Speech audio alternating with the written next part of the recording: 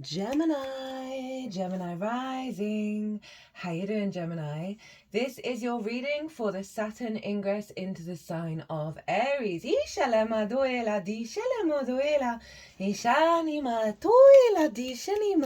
My name's Chloe. I work with card divination, astrology, and as you just heard, and as you can see, I channel multi-dimensional energies through my body, both in the form of physical and vocal light language. All of this brings in healing, attunement, and activation codes to the messages that are going to come through for you today. Now, in this reading, we are only going up to the 12th or 13th of July, depending on what part of the planet you're hailing from right now, because that's when Saturn will retrograde. So we're just tapping into the vibe of Saturn in this first little bit of its journey in the sign of Aries. What's the vibe? What's the intention that's going on? And we're going to figure that all out and see what you're working with. Now I read for the rising signs. So for those of you who do not have Gemini in the first house, look to the house that it does fall in your natal chart. Look to the themes of that house, and you want to apply those themes along with all the other meaning you've got going on in the sign of Gemini to the messages that come through today. It will be as if that Gemini energy, wherever it falls in your natal chart, has now energetically moved to the first house. So the astrology I'm going to talk about for the rising sign will always still link in. You've just got to add on your own natal chart Gemini meaning on top of it. For example, I have Gemini up in the 11th house, and I have Chiron there along with Pallas Athena. So I'd apply all of that meaning to the messages that are going to come through today. As always, take what resonates and leave what doesn't. Now, before I crack on with your reading, there is a collective reading. That was the first reading that went out. It's where I talk about Saturn, Aries, Saturn in Aries in lots more detail, as well as going into the astrology of the exact moment that Saturn moved into Aries, of how the celestial bodies are talking to each other that form an energetic harmonic blueprint, right, that we're then working with. So I really get into the weeds of how everyone's talking to each other, tap into the most integrated and expansive intention of what Saturn's up to, pull collective tarot cards, channeled messages, advice around Saturnian energy as well is all over in the collective. So if you want to go get a deeper understanding of what's going on, pause this video, go watch that, and then come back to see how it affects the Gemini area of your chart. So in this reading, we are going to get firstly one card from this deck. This is my Piscean deck, and this is because Saturn is going to retrograde back into Pisces. It's currently in its shadow phase, and that means when a planet is going direct but going over the degrees, it's then going to retrograde over. So we're in that cycle right now. So the connection between Pisces and Aries is very strong. So we're going to get a card on what Saturn is bringing through from Pisces to help facilitate the Aries part of this shadow phase. And then we are going to get two cards from this deck. Firstly, it's going to be what is the activation code that came in on the 24th or 25th of May, nearly said July, when Saturn moved into the sign of Aries. We're going to see what is the code, what's the download, what's the intention, what's the purpose that Saturn is up to, and it's going to be the most integrated and expansive activation. And so it's really going to help give some perspective to all the little nuances that are going on in your life, because this will be what's behind all of that, and it helps us sort of connect to that deep inner wisdom that the planets are always trying to activate. We'll also get a card on how to channel your energy, what to focus on during this cycle in regards to Saturn, that is going to facilitate the activation code. We'll also get the card at the bottom of the deck, which will be the root energy of the activation, as well as we're working with 3 different oracle decks in this transit, and we'll get those after I've got the tarot. Okay, that came out very fast. So my lovely Gemini risings, where is this happening for you? Well, it's in your 11th house. The house of good spirits, right? Friends, groups and alliances, hopes and dreams, and reaping the benefits. Oh, forgot the elastic band. Yeah. I have bought glue to do this myself, to re-glue the back on. I'll get around to fixing that. And whatever happens, your cards coming out very fast. So did Sagittarius, actually. Interesting, that was the same card at the bottom of the deck for Sagittarius. You might want to watch the Sagittarius reading. What was I going to say? Yeah, so everything that happens in a reading is always in alignment, and that screen has been falling on and off, and it's had different messages for different signs. And this time I had the elastic band really close by. So it's something that needs to be fixed, that you are very quickly, you've got the tools in order to fix it, right? So that's a lovely message that's just come through. So 11th house of good spirits. As I said, hopes and dreams, friends, groups and alliances, and reaping the benefits from your 10th house, which is your life path / career. Oh, I've never had that card out from this deck before. And that is, you know, it doesn't just have to be material gains. It's wisdom, it's appreciation, it's different kinds of resources, it's this sense of achievement. Being able to share what you've learned on your path to bigger groups. For some of you, it may well be a pay rise or getting more clients in. So Saturn, right? Okay, maturity, responsibility, due diligence, cause and effect, and therefore karma, right? This is also about restrictions, limitations.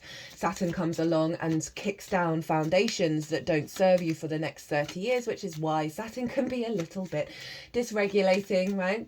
It is a mature energy. It's kind of like elder energy, wisdom of the cycles and being able to move past them. It is about, you know, that sense of awareness of the consequences of your actions, right? And being able to sort of upgrade that.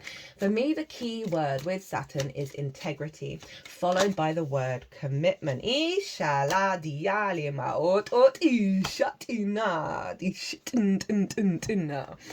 Because if we don't, it's integrity, right? So walking your talk, figuring out what's integral to you and putting it into practice. And that way that's sort of honoring the cause and effect and realizing the impact, as well as operating from a more mature energy. And so always with Saturn, you want to get right with your integrity around your hopes and dreams, in this case, around how you show up in groups, around, you know, what's important to you, of what you reap from the path.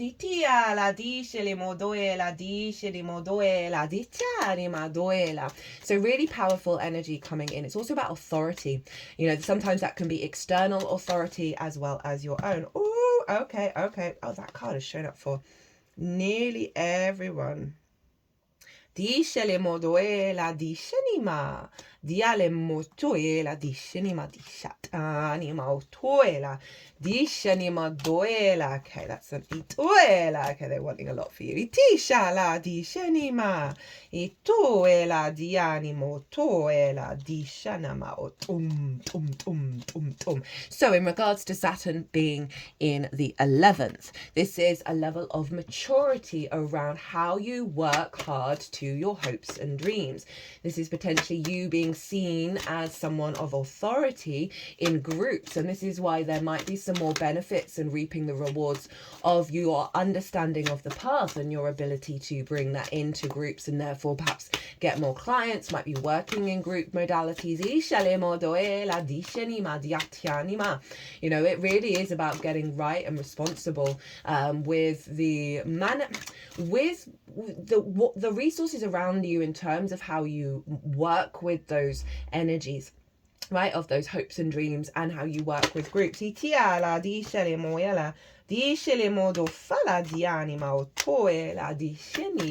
that one wants to come out again. I didn't quite feel like your full card.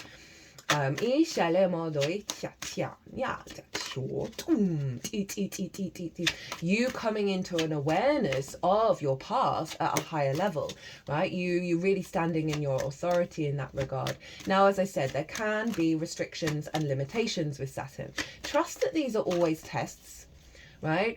Saturn wants you to show up and be mature in how you manifest your hopes and dreams. Saturn wants you to be integral with those hopes and dreams, and not, you know, one thing with the 11th house is group think, right? Collective conditioning, social conditioning. And so Saturn's trying to break you out of that so you can be the autonomous I am that you are. And the one thing with the I am energy of Aries with Saturn is honoring your integrity, and walking your talk despite what may be going on around you, right? So often we can sort of diminish that if we're surrounded by energies that aren't integral. We can then judge, and then that distorts the truth of us. This whole transit is about you honor the I am of you and everyone around you, and you make sure that you walk your talk despite situations, despite people, right? Despite whatever. Perhaps, you know, hopes and dreams not necessarily manifesting in the speed that you would like them to. Saturn's like, okay, you still going to walk your talk? If you're not seen with authority by a group, are you still going to stand in your power? If you're not getting that pay rise, are you still going to commit to your path and the deepening of the understanding of the wisdom of the resources that you have gained that aren't necessarily monetarial, right? If you're not being recognized, right? Are you still recognizing yourself? I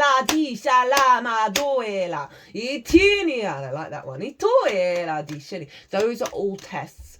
Every test that Saturn brings is to get you to get in alignment with you, right? And your integrity and your commitment and your maturity, right? Rather than being dysregulated by the external world. You might want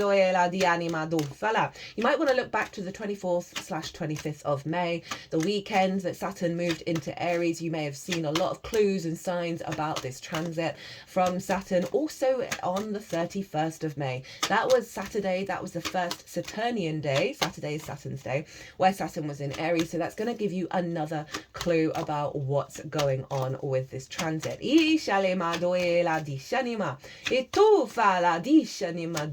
Now, we are really lucky because we are blessed and highly favored, because when Saturn moved into Aries, it was conjunct, not exactly, with Neptune and Ceres. The exact conjunction of Neptune and Saturn is going to happen at the beginning of next year at 0 degrees of Aries, which hasn't happened in 12,000 years. It's one of the reasons why I'm banging on about the astrology of this year. Yes, that is definitely more like it. The astrology of this year, which is a setup for next year, that the soul retrieval work that we do this year, the karmic clearing that we're doing this year, the deep excavation around collective, social and individual conditioning and getting back to the truth of yourself is worth it. Working through all these karmic cycles, there may be some difficult situations that you've already gone through, that you're still going through. I'm talking so fast, not surprising. Sun and Mercury still in Gemini. I'm doing a Gemini transit. Woo, woo, woo, fastest moving sign in the zodiac. Go, go, go, go, go, go, go. The work we do this year is so profound and so worth it. Trust in the process. Now, what was I saying? Oh, Neptune and Ceres, right? So Neptune is universal love, divine love, unconditional love, the great mystic, the great dissolver of delusions and restrictions of our perception of reality, right? Ceres is an asteroid. She is the grain mother, the great earth mother. She is our natural, sincere inclination to grow, produce fruit and have a harvest. She is also deeply maternal, very nurturing and very nourishing. This abundant energy with the unconditional love, the great mystical energy, sort of bringing in lots of different sort of multi-dimensional energies with Neptune, with Saturn, who makes things real, gets us right with our integrity to work with unconditional. Do you know how hard it is to operate from unconditional love? It's hard. It's really hard, right? When we fall in judgment and criticism and, you know, that kind of moral piety, all of that stuff, when love, like everything, and when we go through difficult situations with perhaps difficult people, right? We can't, you know, it's so hard, but Neptune is really helping sort us out to realign our instincts. I have done a Neptune in Aries transit. That's taking us up to the 4th of July, where Neptune will then retrograde. The energy that came through in all of those readings was so profound, not surprising, with Neptune. So, upgrade of your nurturing, abundant nature in groups, sharing unconditional love and making it real from a place of authority, as well as your capacity to go outside the rational, Neptune, in terms of how your hopes and dreams are manifesting and getting out of a scarcity complex, and your commitment to be able to manifest and bring the wisdom that you have from your past into the way that you build, into alignment with more mature hopes and dreams. Oh, get in. Now, other astrology going on. All of this energy was sextiling Pluto. Woo! In your 9th house of perspective, right? How you map yourself out in the world, your morals, your ethics, your philosophies. Perspective is so important. It applies, it then influences everything. Pluto is transforming you back into your rooted perspective.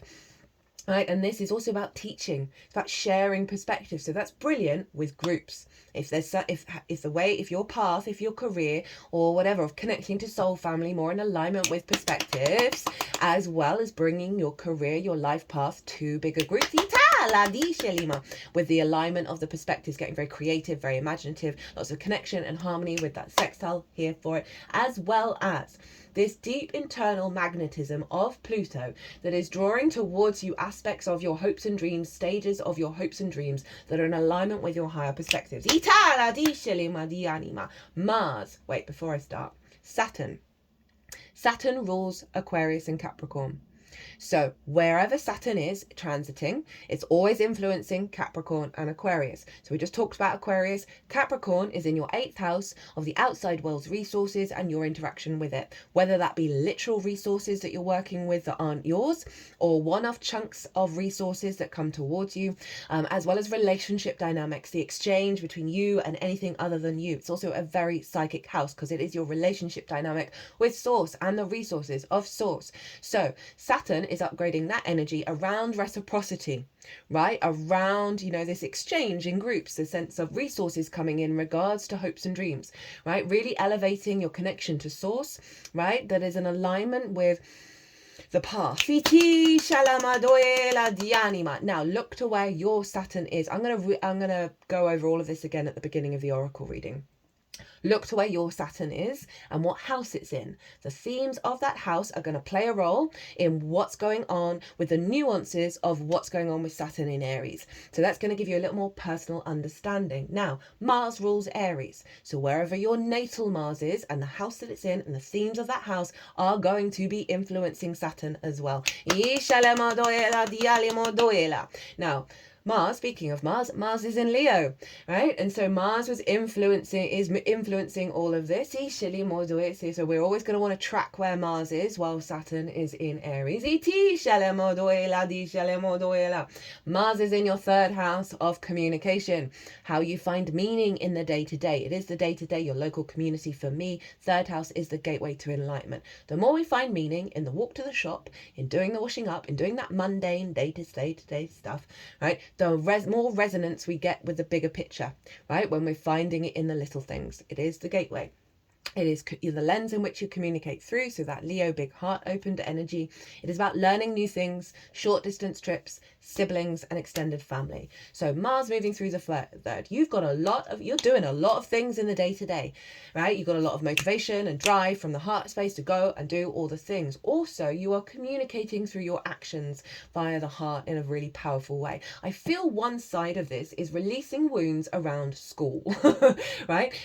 Kids can be brutal, right? So there can be a lot of imprints in the unconscious spaces from school or siblings that have affected your hopes and dreams, affected how you show up in groups. So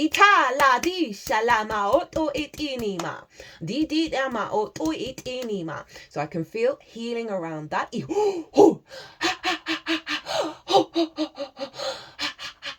They've been doing a lot of breath work with this Sun in Gemini, Mercury in Gemini. So clearing some energy around that, as well as you being maybe connecting to groups more in the day-to-day, right? That your actions and how you're finding meaning, you're translating that into the work that you're doing with groups and you're connecting with soul family. It might be like local community groups that you're getting involved with over this next cycle, and you standing in your power with that via the heart, right? This is also you, love it, having all the drive and motivation every day to instinctively do things towards your hopes and your dreams. Now, Mars was trine Venus and Chiron in Aries. Right, they hadn't quite come into conjunction, right, where they're exactly on top of each other, and that's the rebirth of Venus coming the other side of Chiron, which happened last night on the 1st of June, right? So you may have noticed a vibe shift. Now, in the lead up to this we've been feeling this transit really loudly across the board. Everyone I've spoken to, there's a connection to this. of the wounds of the feminine, right? Chiron is the master teacher, but the wounded healer. Through the wound, through the venom, we get the antidote, we get the medicine. It's deep soul, past life, energy as well, soul wounds. Venus, value, love, creativity, harmony, grace, connection, relationships. Over in Aries. Now, there's been a lot of sort of difficult energy showing up in the lead up to that, around autonomy, around your instincts, around pleasure and joy and love and connection.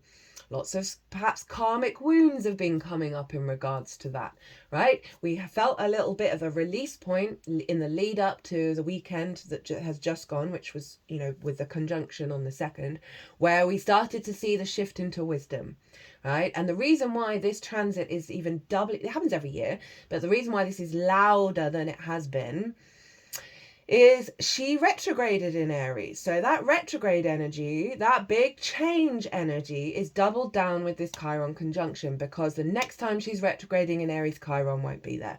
So there is a real shift here around the elevation of your instincts and your autonomy when it comes to your desire, your love, your connection. And this is in relationship to groups. So you may have had wounds in groups.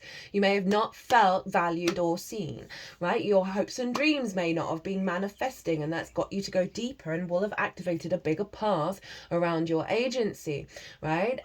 Not getting a pay rise, not being valued. Again, it's getting you deeper to really walk your path. It can also see you, and when I say feminine, it is not sex specific. We have yin and yang within all of us. The wounds of your feminine energy, being you acting as a master teacher, right, by transmuting that. So you also may have had a feminine energy come into your life who has been helping you work through some wounds as well, or just general frustration with the feminine. That, you know, it's an unfortunate side effect of Chiron Venus coming into conjunction with Chiron that highlights all of this, but it's all turning into antidotes. So trust that. So this is still locked in with this bit of journey with Saturn. We will have felt a shift with it now because they've come into conjunction. Venus is pulling away from Chiron, but it's still kind of locked in, which means it's going deeper and deeper and deeper and transmuting that into a high grade level of mastery, right? Mastery of our passions, our drives, our love, our connection, our harmony, our creativity, right? And this is all in alignment with the upgrade of your hopes and your dreams, of how you connect to groups, right? You know, providing that deep wisdom there.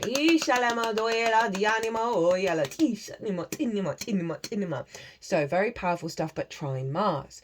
So this is a real sense of alignment through the heart, right, of the masculine and feminine, and the wounds around the integration of that within ourselves, and how we find meaning in the day-to-day and how we communicate, right? So you would have been working through a lot of that, and as I said, that's still kind of locked in, but it's not going to be as heavy as the actual live transit. And finally, the moon was in Taurus in her exaltation, which means the qualities of the moon are raised up high, nourished, supported by the love of Venus. And so that's, you know, Venus is ruling Taurus, so it's pulling that moon energy into the 11th house. And that's in your 12th house, your hidden house, your house of mysteries, right? The unconscious spaces. And in those unconscious spaces can be trauma responses, limiting beliefs, distorted love languages, anxiety, depression, loss, grief, isolation. All underneath all of that good stuff, is the magic of your soul, right? The magic of your soul is Taurus. That's your power up, right? And it's the cosmic joke from the cosmic troll that is the cosmic universe to put the magic of our souls underneath all the damn conditioning, collective, social, and individual, that gets imprinted into our unconscious. The moon is there, right? So really exalted moon that is tapping into your higher self, to your magic, right? Helping healing wounds in the unconscious around the themes of the 11th, but as well as drawing your intuition and your needs being met, the nourishment in alignment with that higher self energy rather than the old patterns. And this is really also bringing the magic of your soul into the way that you manifest your hopes and your dreams, into the way that you connect to groups, soul family, whether that is through playtime or work time, however that looks for you, as well as releasing unconscious wounds around restrictions, around reaping the benefits from your 10th house, and also incorporating the wisdom that you do have from it in with your higher self, so you're able to apply it into the 11th house at a high level. Right, okay, let's get into it. So this is the what Saturn is bringing from Pisces. okay, to help facilitate this little journey in Aries. Now, Pisces is that 10th house, right, of your life path and career. Career doesn't have to be life path, it can just facilitate it. Visibility, reputation, how the big outside world sees you.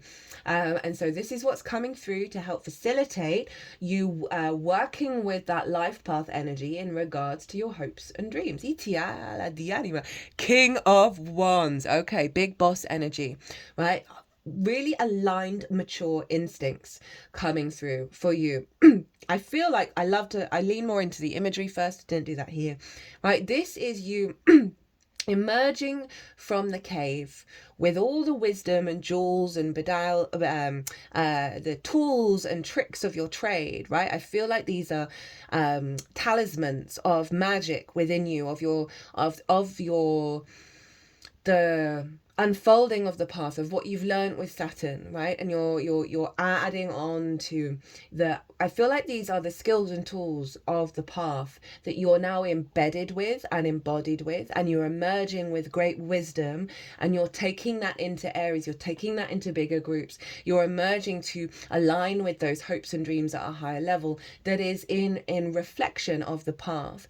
I also feel like for some of you, there's this sort of rewards of the path that you have gained from Pisces that is helping you feel more confident, more seen, more visible, more appreciated, more valued, that's allowing you to step into your authority. You know, this is fire energy. This is mature energy. Interestingly enough, Sagittarius got a king here as well. So again, you might want to go watch that. That, you know, the King of Wands wants to get up and go and do and be. So there's a lot of momentum, right, of what you've learned from the past, what you've learned about your career that you want to take on the road. But there's a confidence, there's a maturity there. What is the activation that Saturn had brought in 24th, 25th of May that is unfolding up until the 12th and 13th of July? Ooh, love it. High Priestess. We've got the Moon's card, right? So with that Fire King, right, your instincts are in alignment. You've got to trust them. And this is double down on that, right? Know within you, you are drawing towards you that which brings abundance and fertility, right? You are balancing the unseen and the seen worlds together. And it's so funny, this is the Moon, as the Moon is in your unseen realms. And really trust that you don't have to force anything. You don't have to plan, you don't have to worry, that you are inherently drawing towards you that which is in alignment and in balance, that serves your nourishment. Very psychic, very intuitive, that's being activated. And so that's really beautiful for the 11th house, right? A lot of the time we can have blocks around receiving true abundance because we don't value ourselves, as well as being overwhelmed by the group collective and not really being able to really trust in our intuition. And this is saying that's really being heightened. You're stepping away from the group think. You're no longer in a state of fear. This is activating, moving away from a fear mindset, a scarcity mindset around the hopes and dreams, whether you're ever going to connect to your soul family, whether if you're going to receive anything from your 10th house. This is saying, look, trust in the process, trust in the unfolding. You've got this. Your intuition and inner higher self alignment, you know, it is an act of surrender. And I talk about this a lot on the channel of when you go in surrender mode, that's when your fire comes out. That's when your instinct comes out. The yang energy comes out to get up and go. So it's saying there's maybe cultivate an act of softening your energy if you're feeling very overwhelmed, hyperstimulated, worried, in a fear state. Do a little meditation, a little bit of breath work, do this softening, and then allow observe your instincts that come out, right, that will be in alignment with the path. Beautiful energy. You're really going to be able to tap into great, and this is in any working modality, right? We're all healers, by the way. Anything that we do, we can put healing into our hands. And Gemini, you rule the hands, have so much healing power in them that you're going to be very intuitively guided, not only in alignment with your individual hopes and dreams, but with what the group needs, what the collective needs, to help soothe and bring in this abundant frequency. So there's going to be a heightened intuition around being able to connect to that of what the group wants, right? And so that's really helpful in terms of like career and work, right? Of like being in alignment with the with your market. Okay, what to channel, what to focus your energy on to help facilitate that High Priestess. Oh, love it. This is so appropriate for what just came through. This is the Seven of Swords. I love the Seven of Swords. It's the colour of the sun. It's a really positive card. This figure is carrying the Five of Swords, right? And interestingly, with this deck, at one point when I sort of cut it randomly, it opened up at the Five of Swords. And the Five of Swords is the bully victim cycle, right? It's conflict, it's the battle of words, it's the battle in the mind. And this figure is stealing them away to leave inner balance with the Two of Swords. This is about thinking differently, thinking beyond conflict and coming into balance, which really sums up what I talked about with the High Priestess. So if you find yourself in a fear, in a worry state, right, where there's a part of your mind that's bullying you and you're sort of maybe going into victim mode, right, about what's going on, they really want you to sack that off. They want you to redirect. Again, Two of Swords is very much about going inward and finding your inner balance, because it's not real, right? That conflict isn't real. Yes, it is, but it also really isn't. And this is really doubling down on the message of trusting in yourself, right? In your instincts, in the way that you're unfolding, right? And allow yourself to start thinking differently, to think beyond conflict, beyond drama, because it's going to facilitate that intuition getting really loud, because it's being blocked off by the, you know, the wormhole brain thing that we can get, right? Where we can fall into doubt and criticism and all of that kind of stuff, right? So what's at the bottom of the deck, and I also remember that this was at the bottom of the deck for Sagittarius, we have the Justice card. Hello, Libra, opposite Aries. So love this. This is underneath the High Priestess. Now, Lady Justice is objective and empathetic, right? So clear-minded, but also compassionate. So able to observe reality from a place of balance. And the Two of Swords is actually Moon in Libra, so that's really interesting. And in order to make good decisions, right, there's a clarity here underneath that intuition, which is really solidifying that, right, and really strengthening your capacity to move beyond conflict and into justice. This is also Libra energy, and that's your fifth house of creation energy, of joy, of play, of amusement, of games, right? So there's something coming in, an alignment of you bringing that energy into your hopes and dreams. But overall, this is new karmic contracts around how you connect to the 11th house. So there's an alignment with your karma, an alignment with the unfolding of your path, that is bringing internal balance and allowing you to really stand in your intuitive power, because you know Lady Justice is underneath that, deep within you, that you can feel really like the wisdom of that come through without needing to consciously know what it is, right? Because you're in that very unconscious High Priestess mode that is in alignment with your higher self. Okay, so they've been putting a lot of cards at the back end for nearly every sign. And that's because I'm not really doing past energy anymore. Sometimes I will, but mostly I'm not, because I really want to focus on how we move forwards. So these cards have been great. They've been showing up of the work that you've been doing. Sometimes the energy is still around moving forwards, but it's often not as heavy, because so what have we got? We've got challenge and release. What this feels like is you have done a lot of work around releasing shadow aspects of yourself, and we have a crow or a raven here. I'm not quite sure. I think it might be a crow. Ravens, I think, have got bigger heads. That, you know, it's almost linked into this, which means this is more accessible, of that, those kind of shadow aspects of how your, you know, birds bring messages. They're, you know, they're linked into communication of the shadow side that goes on in the mind, of, you know, all the things I've already talked about in terms of the shadow side of the 11th house. You've gone through a big cycle of releasing that. And I love this challenge card, because this is a figure who's up for the challenge moving forwards. You've worked through a lot of challenges from a higher, you know, love place, right? See that heart on there, rather than the heaviness and the doom and the gloom of it all. You've shifted your frequency around how you view situations that may have felt, you may have led into negativity before, right? But you've activated a cycle of being very in your power, in your authority, of working and seeing these challenges as ways of learning and growing and experiencing. And I also feel that challenge energy is coming in, like you're ready for the game, right? You're ready to play. And they don't feel like bad challenges moving forwards. They feel like opportunities and experiences that are serving you standing in your power, right? So say it is about you bringing things to bigger groups and you might be nervous about that. Instead of falling into the pit, right, and going into the conflict energy, you're stepping beyond that and going, right, I might be nervous, but let's roll. Right, so this wanted to be here. So let's see what this is. Devotion. Devotion, I love this. The unification of the masculine and feminine being devoted to your path, right? Because it's gone over the Pisces, what's come from Pisces, that you're working with that in alignment with your good spirits, raising your spirits, being devoted and dedicated to the manifestation of your hopes and dreams, to the process of, harnessing all the resources that you've reaped from your 10th house, working with bigger soul family, connecting to groups, and really, having the drive to be able to do that. And that's one thing Saturn being in the 11th is really good for, is being able to work on building those hopes and dreams. Okay, they wanted this one.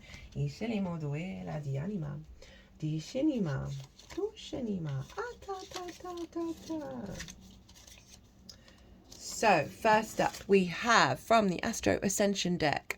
Oh, we got that second house. Money and value. Hierophant and the Empress. Abundance is your birthright. Income, assets, earning, possessions, security, material desires, basic values, self-worth, how we handle money. So this is really lovely. One of the themes I see with the second house, the 11th house, the 8th house, and the 5th house is wounds around reciprocity and wounds around valuing ourselves, and therefore not being able, the lack of value within ourselves, i.e. not unconditional love, means we're not able to receive at a higher level. So this coming through is really beautiful. Wanted to go between the High Priestess and the Seven of Swords, of that you are bringing this energy towards you that is, again, it could be more clients coming in from groups or working in groups, or simply like getting that bonus come in, right? And that pay rise, that's meaning you're getting more regular income over in the second house. But overall, it's this sense of feeling good about yourself and valuing yourself as you elevating your good spirits, allowing you to sort of commit to the hopes and dreams, to show up as your authentic self with your true values in groups, right? And realize your own abundant nature, which is going to see so much more reciprocity. You're realizing your true worth and you're ready to receive what you deserve. Doors of abundance are opening up for you and your relationship with money is changing for the better. Shadow side, your relationship with money is reflecting your relationship with yourself, and something is blocked here. Are you not feeling worthy? Right? So I love this deck. I love the way that they describe the shadow side, because it's the softness to it, of really helpful energy of realizing, okay, where there might be a wound that we need to look at, that may crop up. There may be certain tests for you to get back to really honor yourself. I can't quite remember if I have said this already about Saturn and the I am, of you walk with your integrity despite what the outside world is doing. And that's specific also with the 11th house of groups, right? Of you got to show up and not allow yourself to be influenced by the group dynamic that isn't right with your integrity. And there might be lessons around that, as well as you might just already be naturally in your power around that one. I've forgotten about this one. Okay, so I'm going to bring these all together. We've got the sun, light of the masculine, a boost of energy. We have connection and sovereignty. So this is really the I am of it all, right? That sort of vision, that clarity. You're connecting more to your good spirits, your higher self with that moon in Taurus, and your sovereignty and your agency. But it's not denying connection. This sovereignty isn't excluding you and being like so hyper independent. You're bringing in connection, and that can apply to bigger groups, connecting to your hopes and dreams and your capacity to manifest those true hopes and dreams within you that aren't based on limiting beliefs. Now let's see what the sun has got to say to you. Sun's gonna come out tomorrow. Bet your bottom dollar that tomorrow.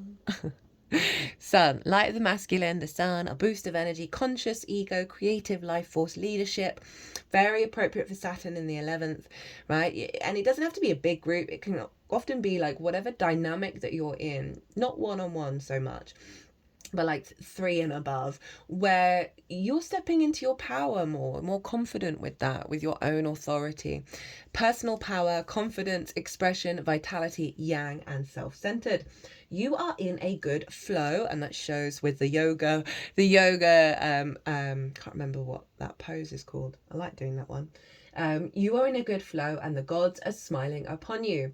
Any obstacles will melt in the sunshine of your power. Enjoy the ride. Shadow side. Your ego is taking over and making a mess out of the situation. That ties in with that 5 of Swords contained in that 7 of Swords, right? There may be times when your ego is trying to keep you small because the timeline has shifted and the ego is nervous it's not going to have a place in the new timeline. It's also got to evolve along with us, right? That you may, so often when we timeline shift, a lot of the old dynamics can come up. So it's letting you know, hey, get out of the head, get out of the ego that's pulling you back into that bully victim cycle. Or maybe you're giving your power away to someone or something. So bear in mind in group dynamics, whether you are giving your power away to that group, right? Or someone in that group that doesn't feel right. Trust in your intuition, right? And also there's an element of cultivating. I forgot you got this one. Oh, it's so relevant to what I just said about the timeline. Really give yourself a bit more space to cultivate that intuition so you can learn to trust it, because it's here and it's around you, and we're elevating it, right? By getting out of conflict of this any given situation. The more we're out of conflict, the more we're in abundant energy. Even if we've got a preference of whatever this conflict drama is and we're like, I don't like that, try and get out of conflict with it. Let it go. Let it just be. Right. Final oracle card. Time for a quantum leap. Talked about a timeline shift. Prepare for a makeover. I've worked with a lot of really fine actors, both on stage and on screen. The level of their game lifts me up and brings the level of my game up to theirs. Always, it's like a constant upgrade. And that is a quote by Gary Sinise. And that is perfect for group dynamics. So interacting with others, feedback looping with the energy, working together, supporting each other, you know, not being in competition with anybody else in the group, realizing you've all got gifts to share. You're all beautiful and wonderful energies rather than falling into comparison is the thief of joy. Message. Feel the thrill of the winds of change blowing through your hair. Smell the new blessings whispering from around the next corner. Sense that you are being summoned to level up to something magnificent. You don't have to do anything rash like give notice at your job. That's the High Priestess coming in going, hey, just chill a bit, let things unfold. Leave your relationship or vacate your residence. This might just mean it's time to get curious about an improved version of yourself. And when you do the inner work, those things that aren't meant for you will fall away naturally when your frequency change. I've had that really recently. I've been going to a group. I've been going to a development circle, a psychic development circle.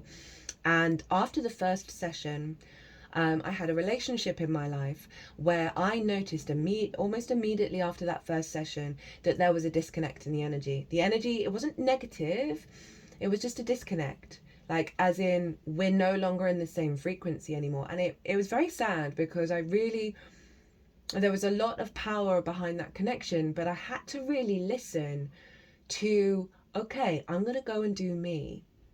I'm going to go doing me because this connection clearly isn't what I need in the long term. Whether that connection wants to come back come correct at a better frequency is up to that other individual, and it's up to the soul contracts. But I'm just highlighting it because there may be certain situations where you come away from a group or there's a certain friend or a situation where all of a sudden, because you've shifted your frequency, you're no longer connecting to it in the same way, or it's not connecting to you, because it can go the other way where you still might want to connect, but you've got to observe if there's like just a nothingness there, right? So that might be quite significant to some of you. Because when you work on yourself, your frequency changes, the soul contracts around you change, right? That they close out or upgrade. Meditate, love it, on how you can best align with the higher levels of wisdoms, blessings, gifts, energy now emerging through you. This is so linked into the High Priestess. And infuse that awareness into your here and now. Dream symbol, computer. In a dream, computers are symbolic of the one mind of brilliance and creativity that connects all of humanity. If you dream of your computer or phone needing an upgrade, it means it's time to broaden your wisdom, love, abundance, and beliefs. You are realizing that all the guidance, answers, and solutions you've been praying for are just a thought or a keystroke away. It's time to delete the spam of negative beliefs, again, that Seven of Swords, that have held you back from your full throttle self-expression, and upload that which truly flips your switch and attunes you to the new frontier of human evolution. Mantra: I release all that no longer serves me, so a better version of me can emerge. Ooh. On the bottom of this deck, we have leadership, very appropriate, and we've got the 8th house, transformation, death and rebirth, right? Shifting, and that just ties in. Oh, my third eye's now throbbing, which is obviously linked into the High Priestess. Oof! Let's roll, Gemini. Okay, my loves, I'm going to leave it there. I hope you enjoyed this reading. I hope it resonated. I had so much fun, and always it's an honor and a privilege to read for you, my loves. If you want a personal reading, my details are in the description box as well as on my website. But other than that, Gemini, be good to yourselves, be good to those around you, safe travels, and be well until we meet again.